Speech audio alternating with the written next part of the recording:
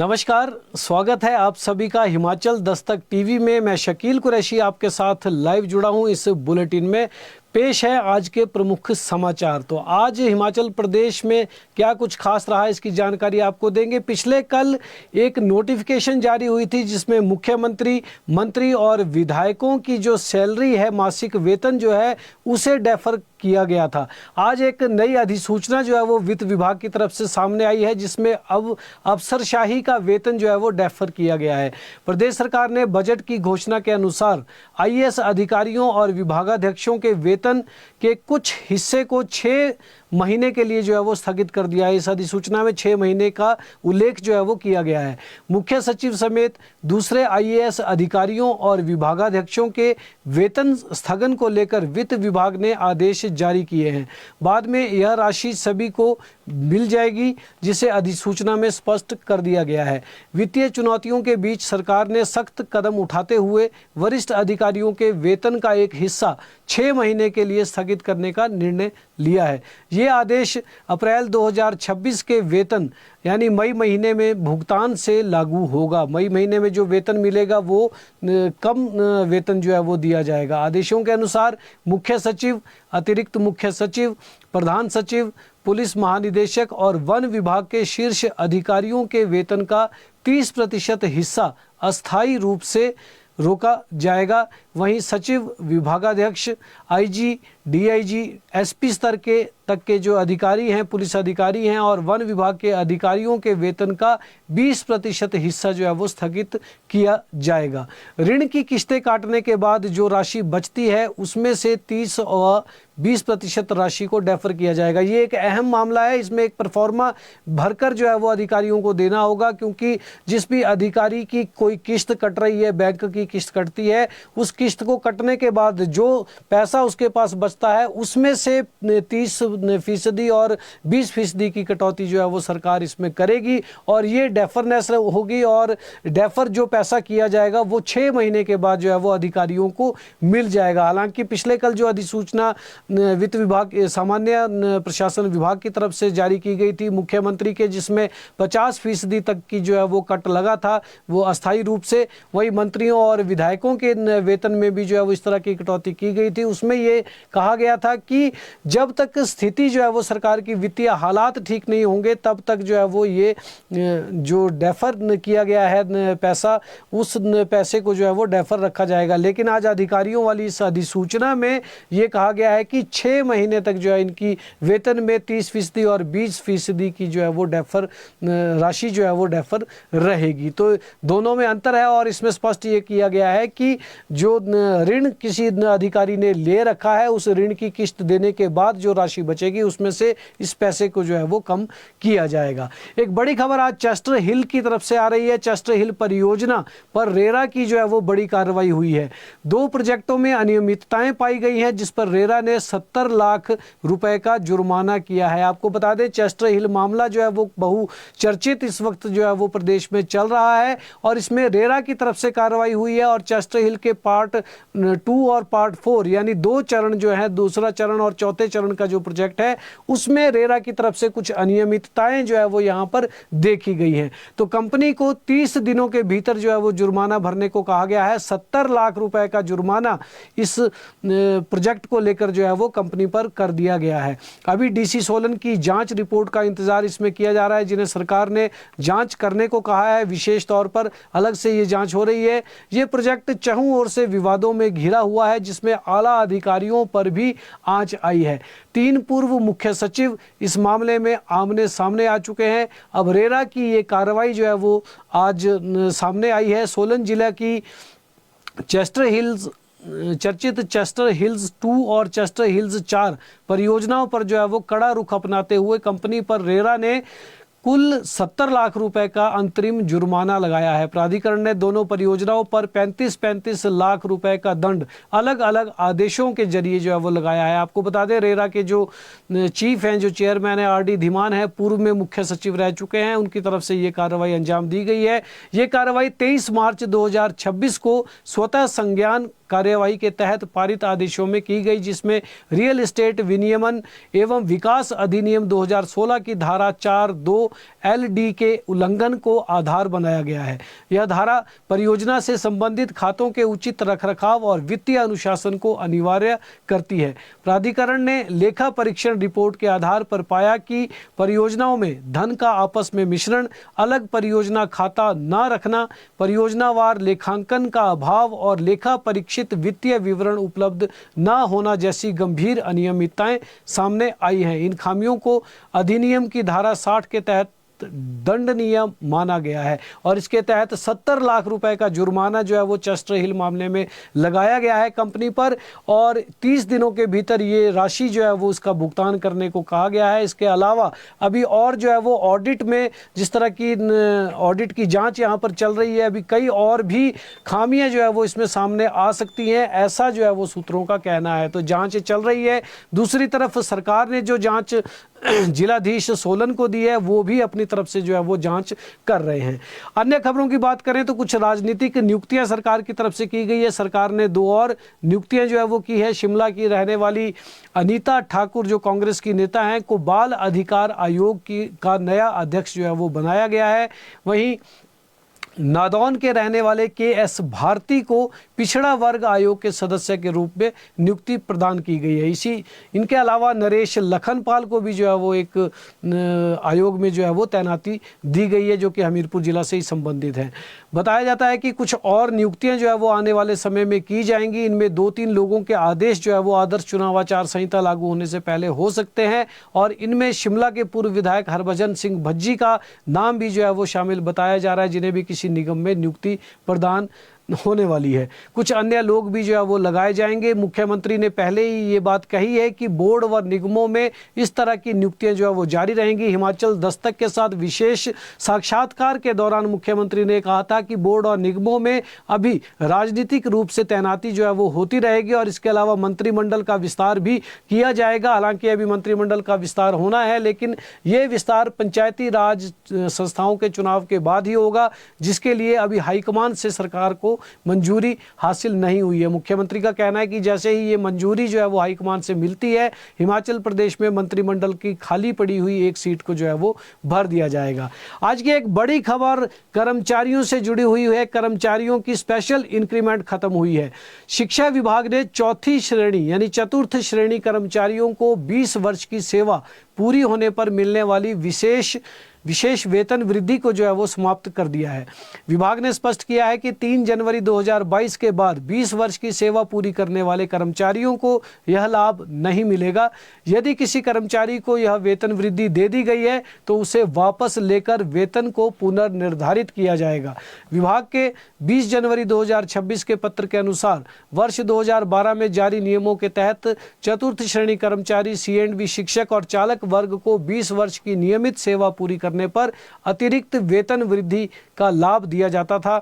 हालांकि 3 जनवरी 2022 को लागू हुए HP सिविल सर्विसेज रिवाइज्ड पे नियम 2022 में अधिभावी प्रभाव का प्रावधान किया गया है, जिसके चलते पुराने नियम वहां पर लागू नहीं होंगे जहां वे नियम प्रावधानों से मेल नहीं खाते हैं। मामले को वित्त विभाग के समक्ष रखने के बाद यह स्पष्ट किया गया है कि 2012 के नियम अब प्रभावी नहीं है।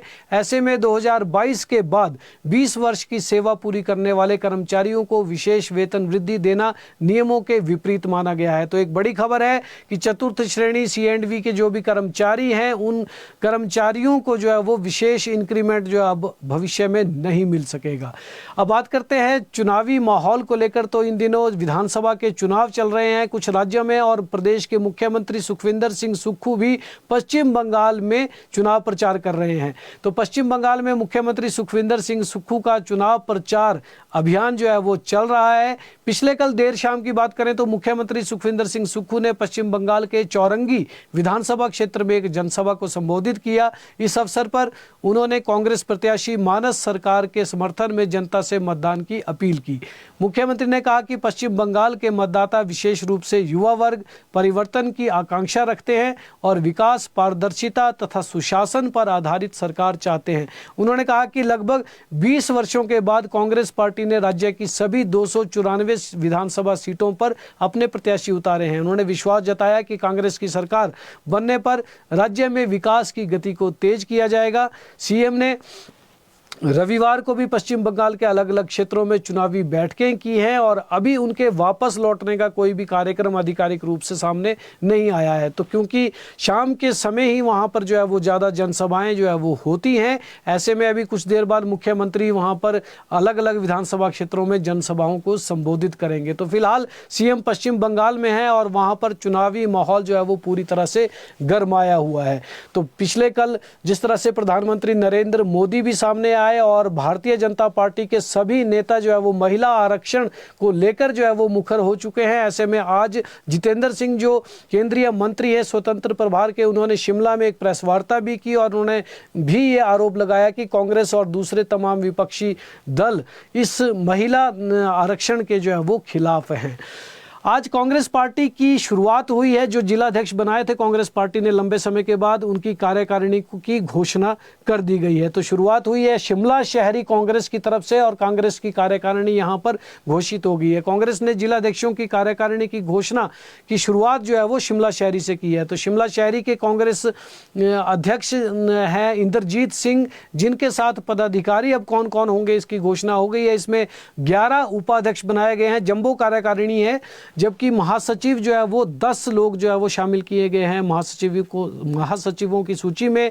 वहीं सचिवों की सूची में कुल 30 लोगों के नाम जो है वो डाले गए हैं और एक कोषाध्यक्ष भी बनाया गया है। कार्यकारिणी सदस्यों की सूची में 14 लोगों को शामिल किया गया है। एडवाइजरी कमेटी भी बनाई गई है जिसमें 16 लोगों को, इसमें वरिष्ठ लोगों को जो है वो रखा गया है, जबकि जो सदस्य हैं कार्यकारिणी के वो 39 लोग जो हैं वो अलग से एक सूची इसमें जारी हुई है। 3 लोगों को सोशल मीडिया टीम में भी शामिल किया गया है। कांग्रेस के जो महासचिव हैं संगठन के विनोद जिंटा, उन्होंने इस सूची को विनय कुमार अध्यक्ष की संस्तुति से जो है वो जारी किया है।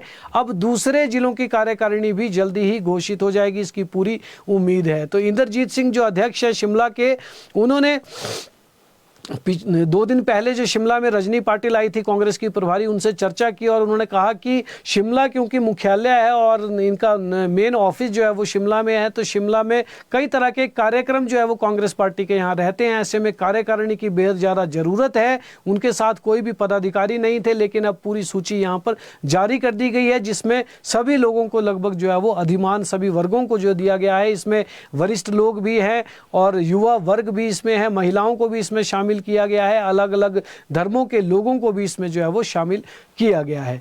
अब बात करते हैं पंचायती राज संस्थाओं के चुनावों को लेकर। तो कल प्रदेश की अधिकांश पंचायतों में वोटर लिस्ट जो है वो फाइनल कर दी जाएगी। इसके साथ प्रदेश में चुनाव आचार संहिता लगने की भी संभावना जो है वो बढ़ गई है। अभी उन पंचायतों जिनको लेकर विवाद था, वहां पर 24 अप्रैल और 27 अप्रैल को वोटर लिस्ट फाइनल होनी है। ऐसे में अभी ये माना जा रहा है कि चुनाव आयोग 1-2 दिन में यहां आदर्श चुनाव आचार संहिता का ऐलान कर सकता है, क्योंकि पंचायतों के चुनाव भी 3 चरणों में होने हैं, लिहाजा उसी हिसाब से जो है वो आचार संहिता को यहाँ पर लागू किया जाएगा। कल राज्य के मुख्य चुनाव आयुक्त अनिल खाची सभी जिलाधीशों और एसपी के साथ जो है वो दोबारा से वीडियो कॉन्फ्रेंसिंग कर सकते हैं, क्योंकि वोटर लिस्ट कल फाइनल हो जाएगी तो फिर आगामी स्थिति पर जो है वो चर्चा होनी जरूरी है। तो इसके साथ ही हो सकता है कि कल या फिर परसों, ऐसी उम्मीद, बड़ी उम्मीद ऐसी जताई जा रही है कि राज्य चुनाव आयोग कल सोमवार को या फिर परसों मंगलवार को जो है वो प्रदेश में चुनाव आचार संहिता लागू कर सकता है, क्योंकि 1 महीने के बाद जो है वो इन संस्थाओं के चुनाव जो है वो हिमाचल प्रदेश में करवाने होंगे। और क्योंकि राज्य सरकार ने भी कहा है और सुप्रीम कोर्ट ने ये बात कही है कि 31 मई से पहले चुनाव होने हैं, तो ये अंदाजा एक लगाया जा रहा है, एक तरह की एक प्रक्रिया भी चल रही है कि 20 से 30 मई के बाद जो है वो हिमाचल प्रदेश में 3 चरणों में पंचायती राज संस्थाओं के चुनाव करवाए जाएंगे। तो जिला परिषद का रोस्टर भी पिछले कल जारी हो चुका है और जो दूसरे अन्य रोस्टर्स पंचायती राज संस्थाओं के थे वो भी जारी हो चुके हैं। अब केवल मामला जो है वो फंसा है वोटर लिस्ट को फाइनल करने में। तो कल अधिकांश पंचायतों में वोटर लिस्ट फाइनल हो जाएगी, जिसके साथ आदर्श चुनाव आचार संहिता लगने की पूरी उम्मीद यहां पर जताई जा रही है। पेट्रोल और डीजल पर सेस की बात करें तो राज्य में पेट्रोल और डीजल पर सेस लगाने की अधिसूचना जो है वो सरकार ने जारी कर दी है। विधि विभाग से ये अधिसूचना हुई है, राज्यपाल से इसे मंजूरी मिल चुकी है। प्रदेश में अनाथ बच्चों और विधवाओं के कल्याण के लिए सरकार जो है वो सेस लगा सकती है, जिसकी अधिकतम दर 5 रुपए तक रखी गई है। अभी सरकार ने ये तय नहीं किया है कि कितना सेस जो है वो लगाया जाएगा। मुख्यमंत्री के वापस लौटने के बाद इस पर जो है वो फैसला होगा। ये सेस पेट्रोलियम कंपनियों पर जो है वो प्रभावी होगा। हालांकि इसका असर आम जनता पर भी दिखाई दे सकता है, लेकिन पेट्रोलियम कंपनियां जो हैं उनसे जो है वो सरकार इस तरह का सेस वसूल करेगी। और सरकार पहले ही कह चुकी है कि 5 रुपए अधिकतम सीमा है, जबकि उससे कम 25 पैसे, 50 पैसे, 1 रुपया या 2 रुपए तक सरकार जो है वो इस तरह का सेस कल्याणकारी योजनाओं में मदद के लिए जो है वो लगा सकती है। राष्ट्रपति का दौरा फाइनल हो गया है। राष्ट्रपति द्रौपदी मुर्मू 27 अप्रैल से 2 मई तक हिमाचल प्रदेश के दौरे पर आ रही हैं, जिनका दौरा अब फाइनल हो गया है। इस महत्वपूर्ण दौरे के लिए सरकार ने प्रशासनिक स्तर पर अपनी तैयारियों को तेज कर दिया है। राष्ट्रपति सेना के हेलीकॉप्टर से शिमला पहुंचेंगी विशेष विमान से, जिसके लिए अनाडेल और कल्याणी हेलीपैड को जो है वो पूरी तरह से तैयार रखा गया है। संभावना है कि राष्ट्रपति कल्याणी हेलीपैड पर उतरेंगी, जबकि अनाडेल को भी रिजर्व रखा गया है। तो इससे पहले भी राष्ट्रपति यहां पर आ चुकी हैं और उनका दौरा यहां पर सफल दौरा पिछले साल भी जो है वो हो चुका है। प्रशासन और सुरक्षा एजेंसियां पूरी तरह से उनके इस दौरे के लिए अलर्ट पर हैं। शिमला में लगभग 1500 जवान सुरक्षा और यातायात व्यवस्था के लिए तैनात किए जाएंगे। शिमला, पालमपुर और लाहौल स्पीति सहित सभी संभावित कार्यक्रम स्थलों पर सुरक्षा और प्रोटोकॉल व्यवस्थाओं को लेकर तैयारियां शुरू कर दी गई हैं। राष्ट्रपति के काफिले में 40 गाड़ियां शामिल रहेंगी और 3 स्थानों पर अलग अलग काफिला जो है वो तैनात किया जाएगा। कुल 120 गाड़ियों की व्यवस्था की जाएगी, जिसमें बुलेट प्रूफ गाड़ियों को अन्य राज्यों से जो है वो मंगवाया जाएगा। तो इस तरह की तैयारियां यहाँ पर सरकार ने शुरू कर दी है। राष्ट्रपति आएंगे और अपने जो उनका निवास स्थान है यहाँ पर रिट्रीट, वहाँ पर ठहरेंगी और हिमाचली लोगों के साथ जो है उनकी जो है वो मुलाकात का यहाँ पर अलग से समय एट होम के दौरान जो है वो रहता है।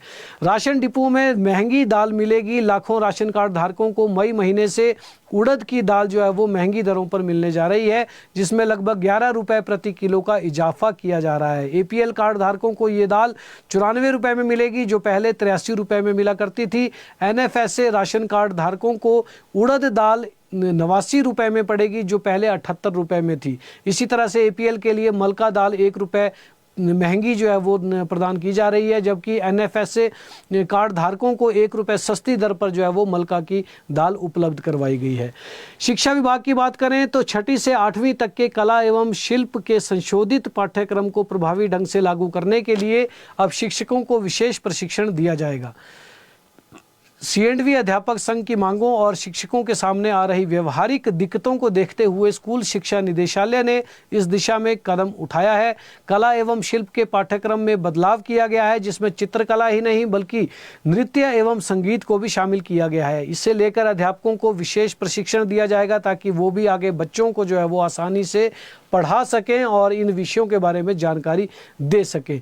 पिछले कल मंडी में एक और हादसा हुआ है। अभी मंडी के सरका घाट में एक बेटी की जो है वो हत्या की गई थी और उसके बाद आज जो है वो एक मामला पिछले कल देर शाम का सामने आया है, जिसमें एक बेटी ने जो है वो फंदा लगाकर अपनी इहलीला समाप्त कर दी है। मंडी के जेल रोड स्थित कुसुम थिएटर के पास एक कॉलेज छात्रा ने किराए के कमरे में फंदा लगाकर आत्महत्या कर ली। घटना की सूचना पुलिस को शनिवार रात करीब 8 बजे मिली। पुलिस मामले की जांच कर रही है।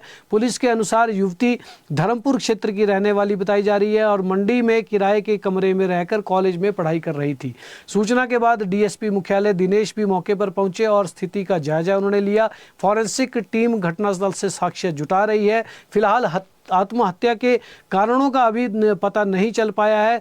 पुलिस छात्रा के परिजनों के आने का इंतजार भी कर रही है। तो आज पुलिस इस तरह इस कार्रवाई में जुटी है और साक्ष्य जो है वो जुटा रही है कि आखिर ये आत्महत्या का मामला है कि हत्या का मामला है, आखिर क्या ये माजरा है, क्यों इस तरह का जो है वो मामला पेश आया है। तो इस तरह की ये वारदात ने जो है वो हिमाचल प्रदेश को झकझोर कर रख दिया है। जिस तरह से सरका घाट में एक मामला सामने आया जहां पर एक व्यक्ति को पकड़ा गया है, लेकिन अब तक उसने जो अपना जुर्म कबूल नहीं किया है, उसको लेकर भी अभी तक प्रदेश भर में चर्चा चल रही है। और दूसरा मंडी में ये मामला अब सामने आया है जिसमें एक बेटी ने जो है वो आत्महत्या कर ली है। मौसम की बात करें तो हिमाचल प्रदेश में आगामी 4 दिनों के दौरान लोगों को गर्मी का सामना करना पड़ेगा।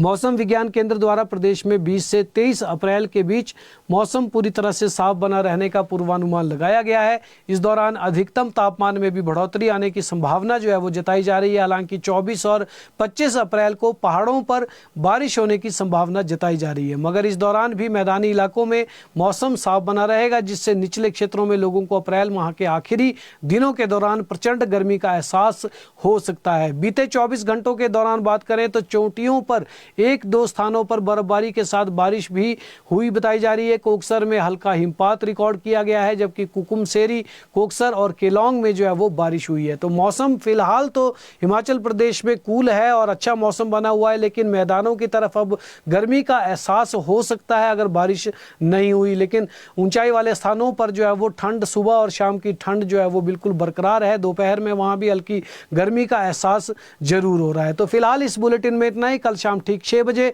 दोबारा आपसे मिलेंगे। तब तक के लिए इजाजत दें। देखते और पढ़ते रहें हिमाचल दस्तक।